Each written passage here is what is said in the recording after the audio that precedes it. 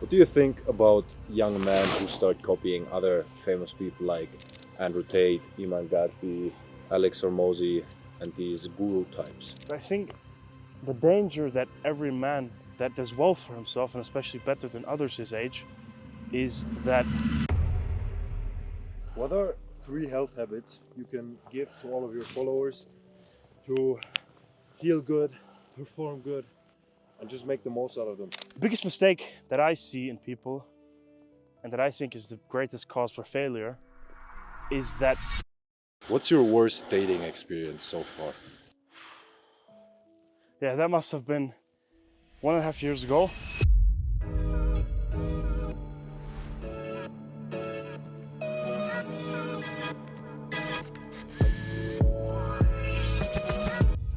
What's up, guys? I am taking a hike in the Dolomites. I decided to use this chance to answer some of you guys' questions, because on Instagram I got tons of DMs with questions, so here they are answered. First question. How important is it to have balance in between work and lifestyle and just enjoying your life? Honestly, I think to some extent that balance is important, but you will never have the full balance. But I think it should be rather a question of priorities. I think in your 20s, your priorities should first be on health and fitness and sports. After that, money. After that, dating. But all the other stuff like traveling, enjoying your life, you should only do as rewards for your achievements. Because I always find people in their 20s thinking, yeah, I'm too stressed, I'm working too much. But the thing is, if you don't do this in your 20s, when do you want to outwork yourself? Because I firmly believe that you should work your ass off in your 20s, and especially in your 30s, to then live a very peaceful and free life in your 40s and 50s, when your family will be your priority. So I think that's the balance you should aim for. It always depends on the priorities you look at. Next question. What is the best investment that you made into yourself? Coachings, courses, and mentorings aside. Honestly, for me, outsourcing all the stuff that I'm either not good at or that's not worth my time. For me, good lawyers, good financial officers on the one side, but even more, a private chef, a maid, a driver, all these things are amazing investments that you will learn to understand. As soon as you know how much money you make per hour, you can then save yourself thousands or 10,000s of, or even 100,000s of dollars per month if you outsource them to the right people. So I think besides courses, etc., that everything like a maid, like a chef, like a driver, all these things will save you time and give you more time in your day. Here's a bit of a personal one. What's your worst dating experience so far? That must have been 1.5 years ago in Budapest. I was there for a few days and I met this girl. She was pretty nice. We met for a quick coffee. Everything went well, good date. And then accidentally, I met one of her friends later that evening. And obviously she didn't like that, but it's first dates. What do you expect? But I had to travel on the next day anyway, so nothing ever happened. But then 1.5 weeks later, I get people, and especially girls on my Instagram following, texting me, who's this girl? And what does this even mean? And she really went out of her way and texted every single girl on my Instagram following list that my name is not Ben, but it's Benjamin, which is not true. That I'm fake rich, that all my stuff is rented, and that I just have a very bad heart. And I found it very interesting how she could have known that after 45 minutes of drinking coffee. So yeah, that was a very interesting experience. But to this day, I still joke to my friends that my name is Benjamin and I'm fake rich. All right, Ben. What's the difference between somebody who's really rich and somebody who's fake rich? And how do you distinguish between the two? So most of the time, you can take a look at someone's Instagram and you will see someone that's trying to seem rich will use every single chance to make people perceive that he's this super rich guy. And honestly, when I started money, I was there. I did all the flexing, all the showing off. But at some point, you just progress and you learn that it's worthless. And it does the exact opposite. So some cars and watches do not mean that someone's rich, because in today's age, it's very easy to make a few 100,000 or 1 million, buy 1 or 2 cars, buy a few watches. But the way to determine if someone is really rich is by how long does he sustain this lifestyle. Because for me, I fly private jet, I don't even post a story anymore. Now I'm spending my time in a €1,000 per night Dolomite James Bond villain hotel. I'm not even posting anything on Instagram. So it really just matters of people, how long can they be rich? And then just by that, you will see, can they really afford things? Or will they save on the bill? Or will they just do weird moves? By that, you can really determine if someone is rich, if someone is wealthy or rich. And I feel like these new rich people, they don't aim to be wealthy at all. They don't want to, because in the beginning, trust me, I did not care about investing. I did not care about making my money work for me.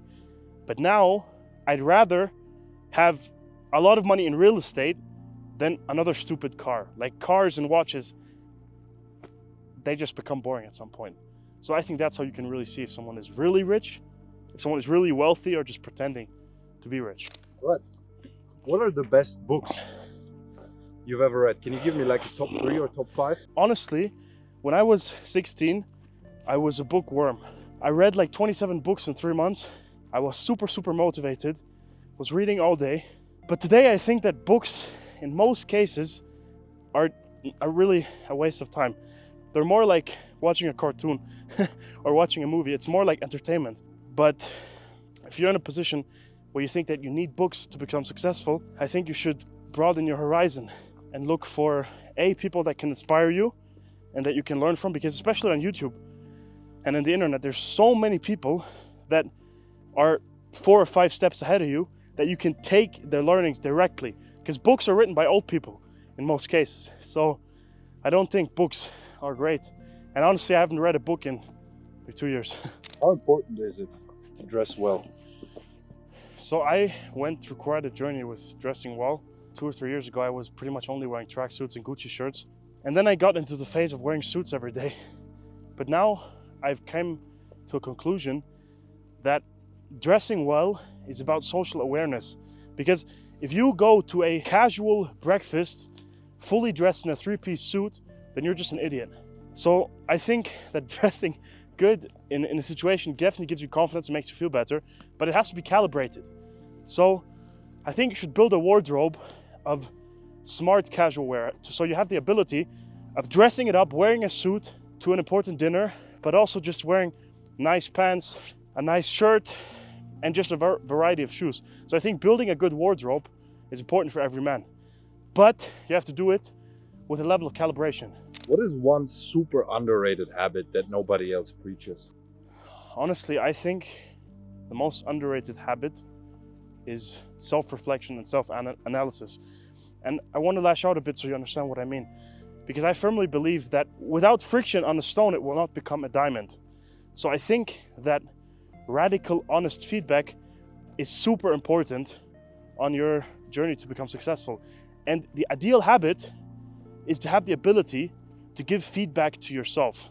Whenever you have a call, whenever you go for a meeting, whenever you, have a boxing fight, you should feedback yourself. You should create a feedback loop with yourself and be radically honest with yourself if you did a perfect job or not.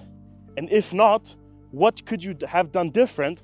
Write it down and implement it the next time. I've been doing this for a few years, and I think that's the single most important habit that I've established. What do you think is the number one mistake that people commit when they start making money? The biggest mistake that I see in people, and that I think is the greatest cause for failure, is that whenever someone starts to make a good amount of money, with it, in some cases, comes a level of entitlement, where this person thinks that he's better than others just because he made, a couple $100,000 in crypto or with some stupid business.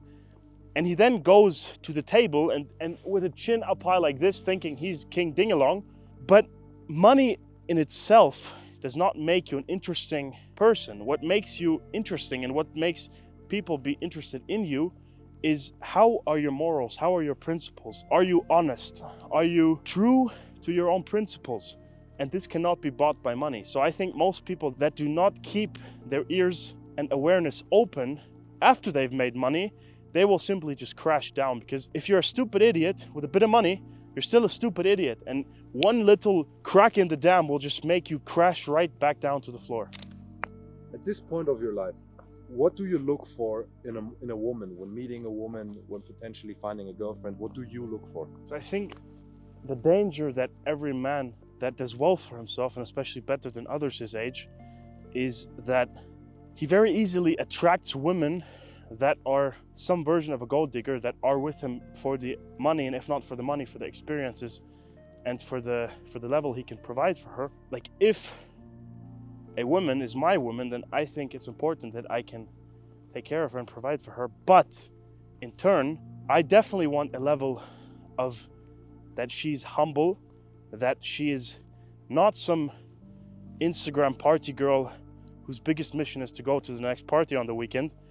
I want a girl that has a level of devotement, because my personal circle is very small. So if I take someone serious, I expect the exact same, that this person takes me serious as well.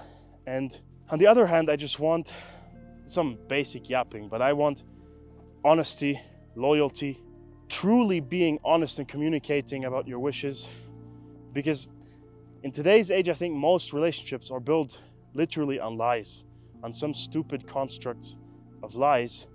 And I can honestly say that I've never lied to anyone, that I am a very bad liar. Even my parents told me that I always have to start smiling when I'm lying. And I expect the exact same from the person that I call my partner. All right, Ben, give me your top 5 hotels around the world that you've been to.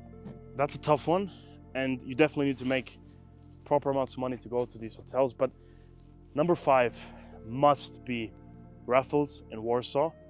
It's one of the most well-rounded hotels I've ever seen. Number 4 would be the Shady in Andermatt. If you're into skiing, I'm into skiing, but I can't ski, but it's a very, very, very nice hotel. Number 3 would be Burj Al Arab, the only 7-star hotel in the world. Number 2 would be Amman in Tokyo. That also blew my mind. It had a helipad right next to the spa area. And number 1 must be the Dolder Grand in Zurich. When I was there for the first time, it blew my mind. You're being sentenced to death. You're gonna die in a week. Now you have to choose your death row meal. What would be your perfect death row meal? The greatest pound for pound death row meal. So for the appetizer, I would go for Big Mac, because billionaire diet cannot stop, obviously. For the main course, I would go for a classic Wiener Schnitzel with some fries and a kilogram of ketchup. And for dessert, I would go for baklava imported from Iraq, because a friend brought me baklava from Kurdistan, and yeah, I would die for that. What's the key difference in going from 100 grand to 1 million and from 1 million to 10 million? So I think in the process of going from 100 grand to 1 million, you were working a ton by yourself. You're basically a well-paid, self-employed worker. And in this time, your journey will be all about the cars, the trips, the watches, all the flashy stuff. Going from 1 million to 10 million will be much more about the teams and systems and structures that you build, and especially about your characteristics as a visionary. Because if you're not a visionary, you will never make this jump from 1 million to 10 million. And all the material shit, you have it anyway. And investing and building a future where theoretically you would never ever have to work a day again in your life, and everyone's taken care for that you care about. That's the main changes that happen, in my opinion. How important is it to have a six-pack and be in good shape as a man? So the thing is that I've never really had a six-pack. I'm not really I wasn't a skinny kid, but I'm pretty sure that every one of you skinny guys with a six-pack, I beat every one of you in pretty much every metric. But no, I think that being in shape, having muscles is very important, but having a six-pack or just being in shape, no one really cares. Like, it's most type of guy that jerks off in the mirror after the gym that thinks he really needs a six-pack and that he cannot get girls without a six-pack. Doing something only for girls, it's a waste of time. And I think that I'd rather not have a six-pack, but be very strong and be a good fighter, because I've been boxing for 3 or 4 years, had a fight, and I think that I'd much rather be strong and athletic and be able to punch someone in the face in the proper fashion than to have a six-pack and be skinny. So we're like a month away from 2025. That means 5 more years until 2030. Where do you see yourself in 2030? First of all, this hike is getting damn cold, but in 2030, I see myself owning a private jet, owning mansions in a couple places where I want to jump between throughout the year. One place in Dubai, for sure, I love Dubai. One place somewhere in the mountains. One place by the beach, maybe Croatia, Italy, Montenegro, something like that. I want to have lots of children, or a couple children, because I'm only, at that time, only 27. So a couple children. I want to have a decent level of mixed martial arts. I'm just getting into that now after boxing for a while. And the main thing is, I want to have the possibility and the freedom to spend most of my day as I wish. And in most cases, that wish is to spend time with my boys and just do fun stuff. And that will never change. Also not in 5 years or 10 years. What do you think about young men who start copying other famous people like Andrew Tate, Iman Gadzhi, Alex Hormozi, and these guru types? So I think that there's many people that literally imitate them and they become a LARPer. They live in the role play of being an Iman Gadzhi, Andrew Tate, or whatever. And I think the most important thing is to take aspects you like from whoever you find inspirational and implement that into your personality, but stick true to your personality. Because me, myself, I would consider myself to be nerdy in some aspects. I was vegan for 1.5 years. I'm not a very athletic person. Like, I have my own character and I need to mold it in a way that is true to my nature. And for that, I can easily take inspiration, but I don't want to be LARPing and smoking cigars every day. What skills do you want to learn in 2025? Good one. So first of all, I've talked about this a few times. I want to become decent at MMA. I want to learn Russian. I want to learn how to ski because I never skied as a kid and all my friends are very good skiers. And in places like this in winter, you want to be able to ski. And also I want to become better at YouTube. I want to become better at videos. I mean, I think if you look at my first video, I've improved a little bit, but I still think there's a lot of way to grow. I want to have a big editing team, a big filming team. Those are my goals, what I want to learn. What's a good set of advice for somebody who wants to make their first, let's say, $10,000 a month, but they weren't able to do so yet? I want you to understand that every single business model on this planet works. With every business model that exists, you can make 10K, 20K per month. But what matters is that you choose one and become truly good at it. And I think that in the age of the internet, there's so many skills that can get you paid. If you're a great video editor, if you're a great short form editor, if you're a great, I don't know, crypto group admin, there's so many things that you can do that can get you paid. Because if you break it down, what is $10,000 per month? It's 3 clients that pay you $3,333 per month, or it's 3,033 clients that pay you $3 per month. So I don't think it's impossible. You can do it with literally everything. I made my first $10,000 per month with building Instagram pages and selling fitness programs. That was how I made my first 10 grand. But now I think it's even easier because there's even more possibilities and things you can do. What are 3 health habits you can give to all of your followers to feel good, perform good, and just make the most out of them? Good question. Number 1 must be basing your diet on animal products like steak and eggs. I was a vegan, so I know what I'm talking about. Number 2 would be to sleep well. Each of you idiots that think that you can sleep when you're dead, you'll be dead soon, so you can sleep then. No, just kidding. You should get 8 to 9 hours of quality sleep every night. Number 3 would be to be active and to sweat regularly, to go to the sauna, to take long hot baths. If you do just these 3 things regularly, you'll be healthier than 99% of people, especially if you train, if you do combat sports and really drain your body regularly.